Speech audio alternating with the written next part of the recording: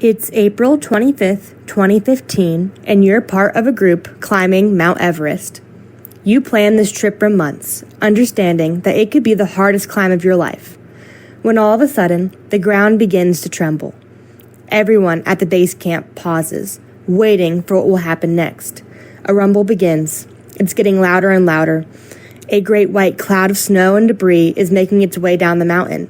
It consumes everything, and eventually, it consumes you. About 160 kilometers away from Mount Everest is the capital city of Nepal, Kathmandu. At 11:58 a.m. on April 25, 2015, the initial 7.8 magnitude earthquake began. The epicenter of the earthquake occurred 93 kilometers northwest of Kathmandu and was around 15 kilometers below the surface of the Earth. The fault would rupture out eastward and become approximately 120 kilometers long and 80 kilometers wide. This earthquake was a result of the collision between the Indian plate and a portion of the Eurasian plate. About 55 million years ago, the oceanic crust of the Indian plate became completely subducted under the Eurasian plate, leading to a continent-continent plate boundary, which continues to form the Himalayas.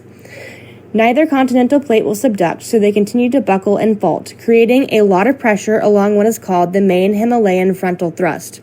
On the day of the earthquake, the thrust fault slipped, releasing the built-up energy. The epicenter also happened in the Kathmandu Basin, which was previously a large lake. The combination of the earthquake being relatively shallow, the large amount of energy released, and the sediments being moved easier made this earthquake devastating and caused the land to shift southward up to 3 meters.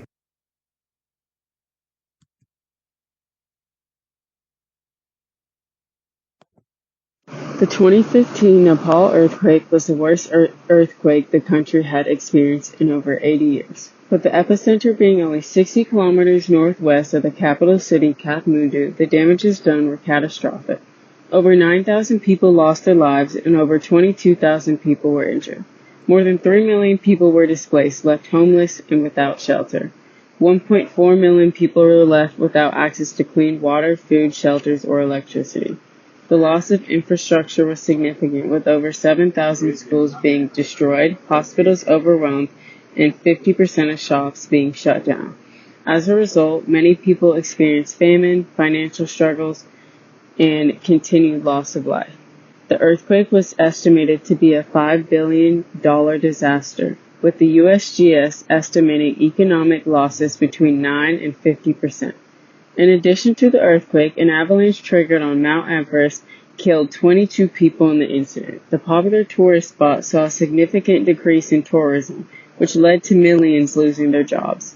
The social unrest was felt for many weeks after the earthquake, many survivors experiencing increased distress, anxiety, depression, and vulnerability as they began their slow and long recovery to rebuild their lives.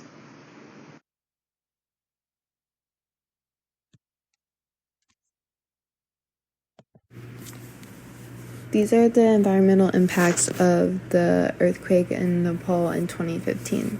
The massive earthquake caused many avalanches and landslides to occur, which caused major landscape shifts. The debris contaminated water sources, leading the water to be unsafe to drink. The landscape was changed rather than the climate. The climate was slightly affected due to rainfall, due to monsoons in the area. This caused more landslides to occur, but the landscape was shifted completely from deforestation, floods, GLFOs, landslides, and avalanches. Wildlife, especially livestock, was highly affected by the earthquake, leaving many animals to get sick and due to the increased stress levels after the earthquake, which made them develop infectious diseases. This earthquake caused mainly local and regional damage to the environment as it reshaped the whole surface of Nepal and surrounding areas. The Earth systems directly affected by the earthquake were the atmosphere, hydrosphere, and geosphere.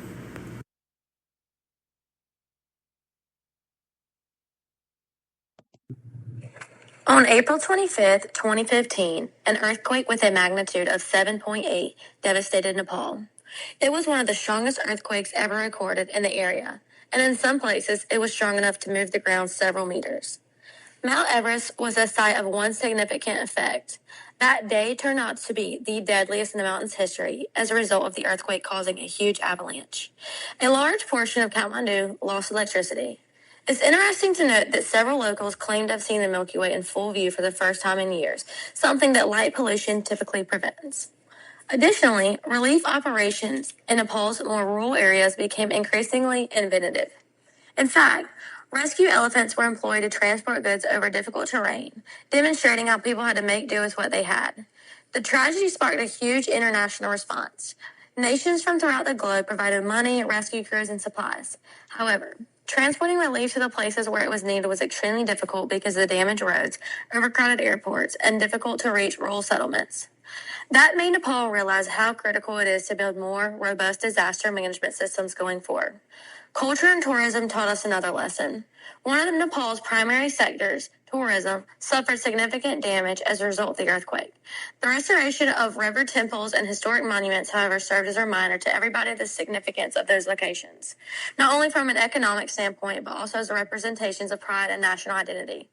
The rehabilitation process expanded beyond the actual structure. It was about cultural resilience and healing.